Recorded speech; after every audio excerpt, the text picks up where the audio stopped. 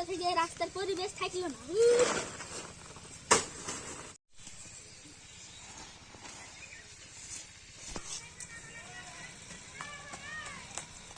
এই রাস্তাটা হলুদ কালার ব্যাগ শুনেছি। আপনি কে?